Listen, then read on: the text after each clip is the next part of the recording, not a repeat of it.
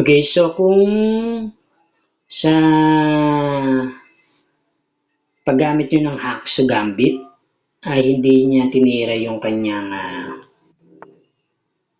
bishop dyan para suportahan yung kanyang pawn. Instead, ang ginawa niya ay minove niya yung horse niya dyan. Kasi nga hindi siya particular, nag-iingat siya sa kanyang mga movement. Hindi siya particular sa opening, so nag-iingat siya.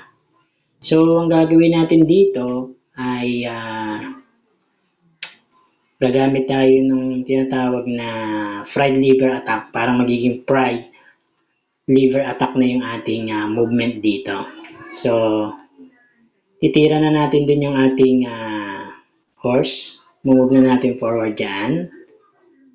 And then, dahil nga natitreaten natin siyang ma-check or ma-double check yung kanyang queen and rook.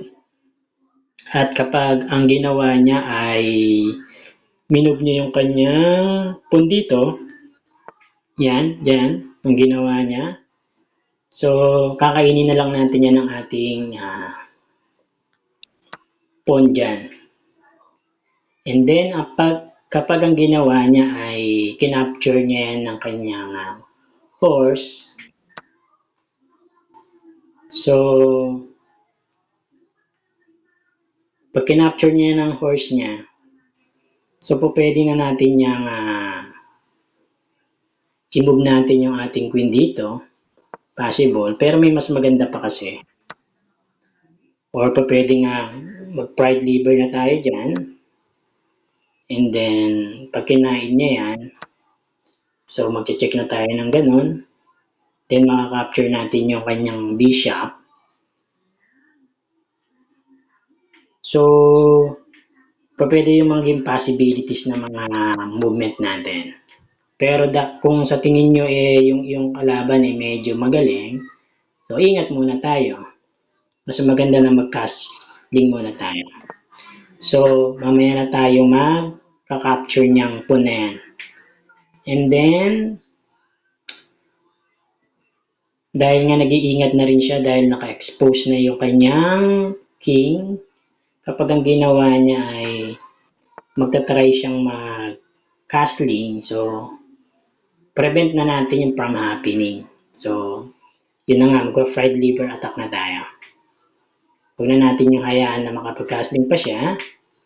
And then, dahil nga kinain na natin, so, pag kinain niya na, then, pwede tayong mag-check dyan. Then, eventually, makakain natin yung horse na niya na yan. But, mas maganda yung ating movement ay doon tayo mag-check sa dulo.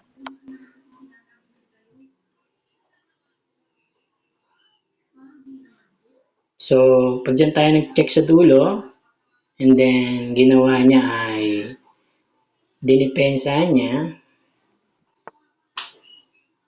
So, doon na tayo mag-check. Kakainin na natin yung horse gamit ang bishop. So, pag nakain na natin yung horse gamit ang bishop natin, and then, nag-move siya rito papunta, palapit sa rook niya. So, may kita nyo, di ba?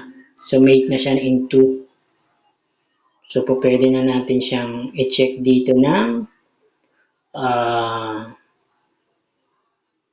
ating bishop. Then, angat lang siya. Then, mate na siya dyan. So, yung mga variation na possible na pwedeng mangyari pag nagamit tayo ng Haxo Gambit. So, yun ang dapat mong tandaan.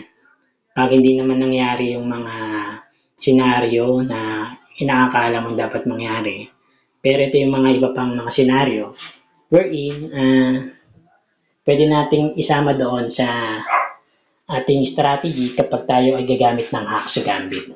Kasi pwedeng mangyari yung mga ganyang senaryo dyan sa ating paglalaro. So yun dyan, pag ganyan ang mga senaryo, so may idea na tayo kung paano natin siya atakihin yung ating kalaban gamit yung Haxo Gambit.